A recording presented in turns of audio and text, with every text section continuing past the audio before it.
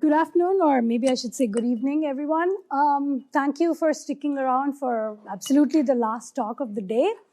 I will present some new work I'm doing with my fabulous co-authors, Jiaoping and Laura. And this is on AI augmented creativity. And I think I should say upfront that this is complete contrast maybe to all the keynotes that you've heard and maybe the two previous speakers. I don't have any big picture, any takeaways for society or AI or any of those things. What I have is a very narrow question and maybe a sort of narrow set of prescriptive solutions, or maybe no prescription, narrow set of results. And what is it that we are going to study? Well, AI is everywhere. Some kind of automated decision making is part of our life. People are turning to AI for mental health issues, for dating advice, relationship advice, you name it. And one of the things that maybe should concern all of us is AI augmented creativity. So what is it that we try to do here? What does creativity even mean? Turns out a lot of people have already thought about this for centuries. So we take an interdisciplinary perspective. We are building on work done in human-computer interaction and also from the organizational psychology literature and a little bit of sociology and sort of some of the experimental economics, the behavioral economics traditions. So this is a lot of different traditions we build on. We want to start small. We have a sort of a focused set of experiments, but we also take a very process view of human AI interaction. And, without giving away the results, if we see in the popular press, there is almost a perception that you can just press a button and you'll get the complete collected works of Shakespeare. Right? So these are, I love reading The Atlantic, The New Yorker, and actually one of my favorite columnists writing about popular culture, the intersection of AI and popular culture is Kyle Cheka, who writes for The New Yorker. What is AI doing to creative writing? What is AI doing to our process of thinking? How do we kind of understand, the computational linguistics folks like Emily Bender, they just say large language models are stochastic parrots, right? So they're just kind of, how do we take all these and understand a narrow focused task of evaluating creative outputs produced in collaboration with AI? That's a very small task level evidence. But since we pay attention to the process, I feel that the organizational takeaway is that we can use studies like this to augment or fine-tune large language models, and we can design audit mechanisms using evidence like what we provide in the study, and that's a kind of our hope. So how do we visualize AI as a creative partner? This was in the early days of ChatGPT. 2 years ago, I have twins, 13-year-old girls. One of my kids, that time she was 11, she came up with this picture and showed me. She used it to illustrate some writing project that she was doing. So I think 11-year-old can do pretty sophisticated prompt engineering. You don't need a PhD, you don't need chain of thought, you don't need React, and none of these things, right? It seems pretty good to me. And let me say, I'm also very low AI parent. I want my children to learn math old-fashioned way. I like reading books the old-fashioned way as well, right? So AI is a creative partner. How do we understand the process of creativity? Well, if you think of writer like Jane Austen would be a great example. Nobody wrote one draft of Pride and Prejudice. No great writer just got it in one or two settings. In popular culture, the way we think of AI, creative outputs from AI, is almost like you put a series of prompts and then you'll get this perfect sentence.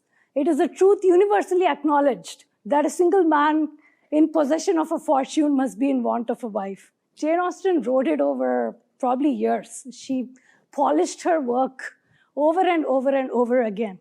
So how do we understand that process of interaction in our case, right? we built on human-computer interaction literature. There is this fabulous data set called co-author data set.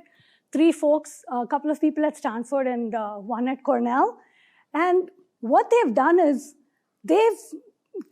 I'll show a description a little bit later, but they essentially think of the human-AI collaboration.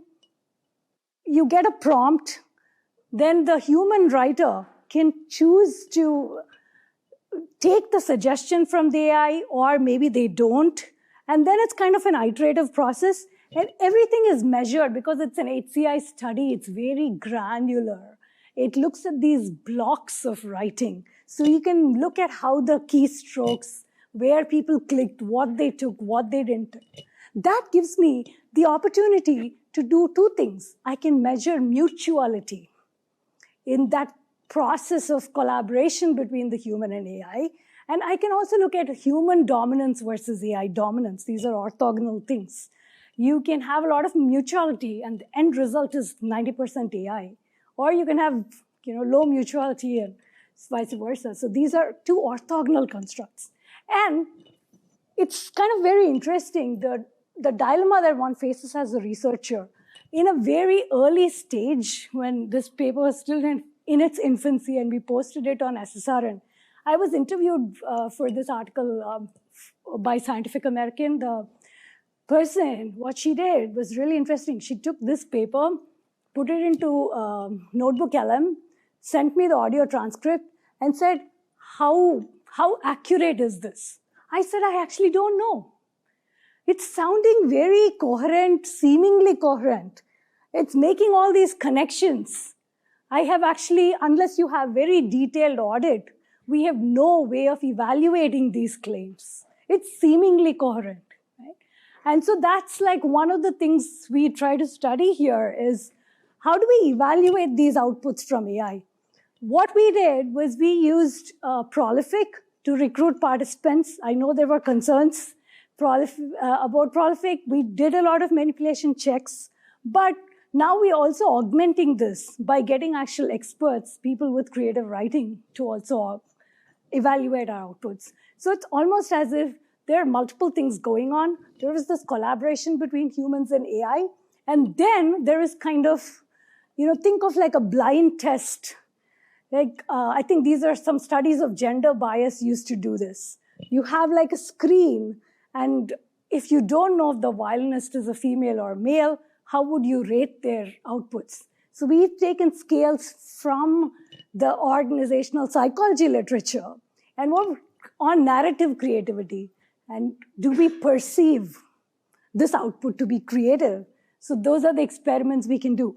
But here is, again, the catch. People are not blank slates. They are not just evaluating things without, there's kind of some machinery in your head. So how do I capture that? Well, we can vary some checks about how much does the evaluator, how familiar are they with large language models? How comfortable are they with AI usage? And then if we look at this duality between the human and AI collaboration, there's algorithm aversion, there's also automation bias. So some of that tension between all these competing forces, I think that's kind of one of the results of our study. And so in a nutshell, this is kind of what we tried to do. And so, if you think of human-AI collaboration, this was kind of the default mode. People did creative stuff. They were creative people. They wore like funky glasses and, I don't know, maybe smoked pot, or I don't know what they did. But then they produced creative outputs, so the beat poets. But with large language models, there is kind of this perception that we can vary the large language model and somehow maybe, what if we vary the randomness, the temperature, the frequency penalty? Does that make the resulting output more creative? I'll tell you the answer, it doesn't, right? So we can vary all these conditions. So of course, what we're trying to do, we're focusing on creative narrative writing. We understand sort of the process of this human-AI collaboration. No AI was used in making the slides, so these are probably the most boring slides you've seen all day. The reason is, I think, that we have a study and we want I want to be this old-fashioned academic presenting results of my paper. Right? So these are our research questions. So what's kind of going on? There's like large language models, there's human AI interaction, there is all this duality between the different modes of interaction, and then there's the evaluation side as well, right? So there is like high mutuality, there can be human dominance, there can be AI dominance, so forth, right? So this is paper, the research model. And I didn't use AI to jazz it up. Like I said, this is how academics write our papers. We are very boring, and our research models look very boring. So this is kind of, what we have. We are trying to focus on what is the human creator's utilization or the collaboration pattern. That's kind of what we are trying to do. And of course, like I said, people carry all these things in their brain. So we want to measure some of that as well. Right? So we can do all these manipulation checks when we do. So we focus on the process of writing, and then we focus on the process of evaluation, right?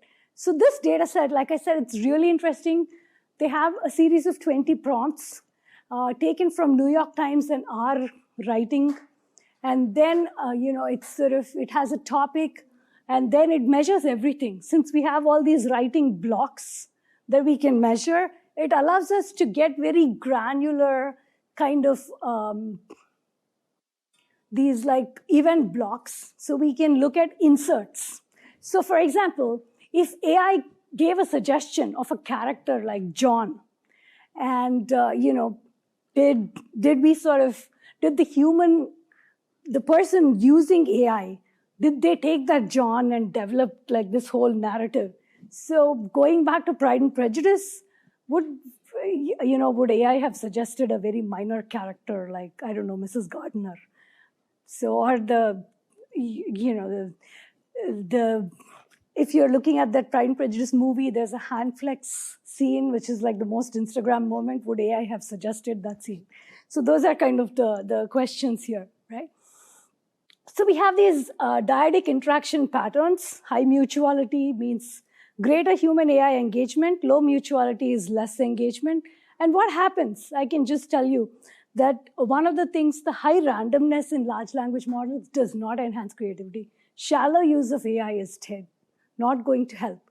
But there is kind of the deeper use of AI, which is when AI is used as a writing partner and there is high mutuality, that is, you use AI assisted writing as a kind of an iterative learning tool or an iterative writing tool, we do see that these outputs are considered more creative. So I'm kind of a slight skeptic of AI, but I'm also a guarded skeptic or maybe a cautious skeptic. So I would say that that's kind of one of the big outcomes of our study. That's kind of what we are trying to find. This is the model-free evidence. So humans are acting as creators in the writing process. There is this idea in sociology of the interaction order.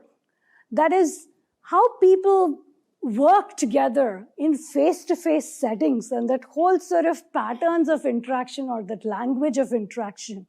Can we take that and conceptualize it in the AI setting? We can, because everything is measurable. Now we have digital traces, we have cursor movements. So this is, our sort of answer for how do we design studies for human AI collaboration. There's a lot of newer data sources, and we can design experiments, we can do smaller sample studies, or we can augment these. The nuanced experimental evidence can be used to fine-tune large language models. So I think this is just opening up such a creative opportunities for us as academics to think about so many different sources of not just data and annotation, but creative ways of measuring stuff that we could not have measured. And hopefully our editors will be very, understanding and accepting of all these newer questions that we are trying to publish as well. So I'm kind of, so humans acting as evaluators in the evaluation process, like what are the kind of things going on? This, I think what is really novel about our story, right? The prior work if we look at all the work on large language models, and I am, sort of split my personality in half maybe, or some percentage, because I also work with all these cutting edge AI and ML tools. Evaluations are always on precision and recall and all these intrinsic measures. But, in the responsible AI community, people talk about red teaming, blue teaming, adversarial testing. What if there is a third dimension, which is also some of the more qualitative studies, user studies, experiments, and using these combination of methods to go back and inform the larger sample studies with like large language model annotation, etc. I think that's like really fascinates me, right? And we are demonstrating these, we are also taking like I said, this kind of dual-sided perspective. This probably is, offers us a new way to approach problems. And, and sort of that's another thing that really interests me. And I think I have some time, but I can stop and take some questions.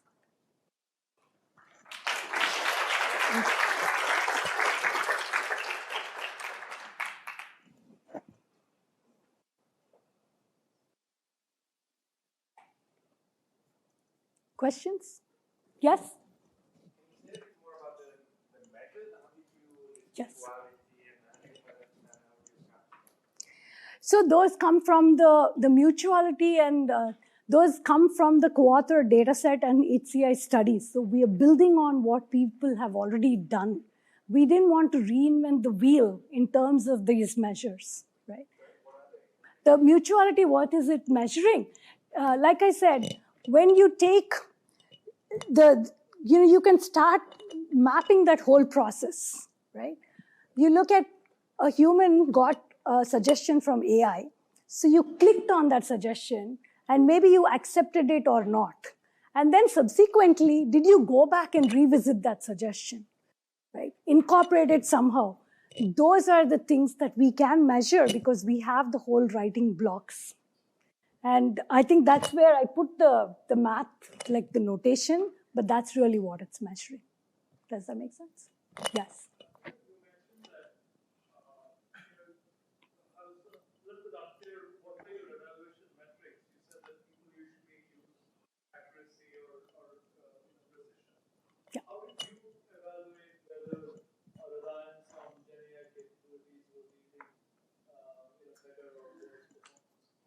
It's a narrative, it's perception of creativity. So we've built on creativity literature. There are scales developed in the people who study like organizational psychology. Yes, yes, yes, it's human perception of creativity.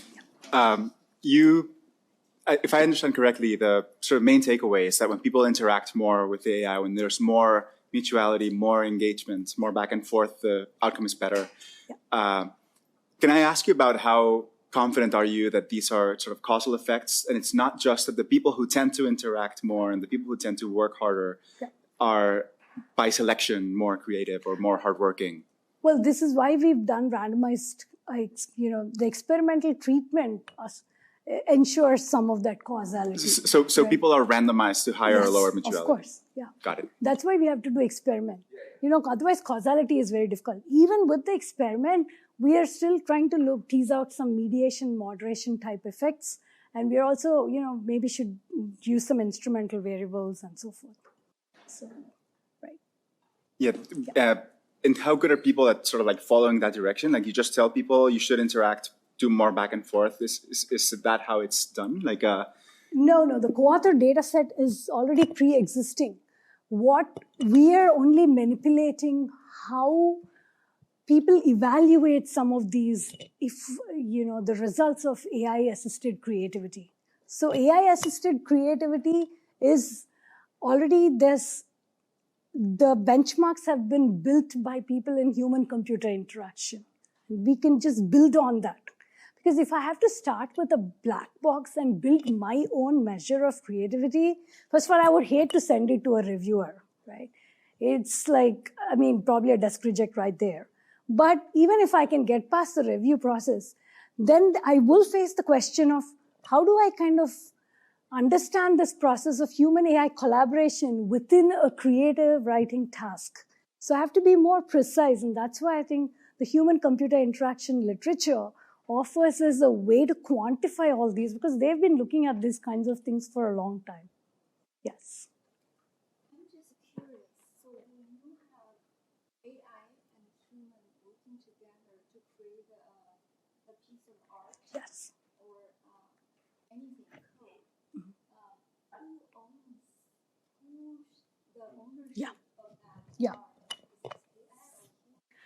But you Yeah. raise an interesting question about Mutuality. and also dominance. Yes. Like who is contributing more? Yes. I think, yeah, suggestion if we have to build on this, there can be things where we can actually monetize probably that mutuality and dominance and devise revenue models around that. That may be one takeaway from my study. Because we are not looking at this as 0-1, right? Human creates and AI is just like taking from them. Or so if it's possible to do some kind of a metric where we can say that there's a Shapley value or some value of what AI could augment creativity, and one thing could be mutuality, another could be dominance, right? That would be a way to assess the uniquely human aspects and reward the creators for their creativity. That's just my take on it. Yeah. Any last question? Yes. Building onto that, Mhm. what about attribution or copyright Yes. for the AI stuff? What percentage is that versus your own neutrality? Yeah. Fair attribution?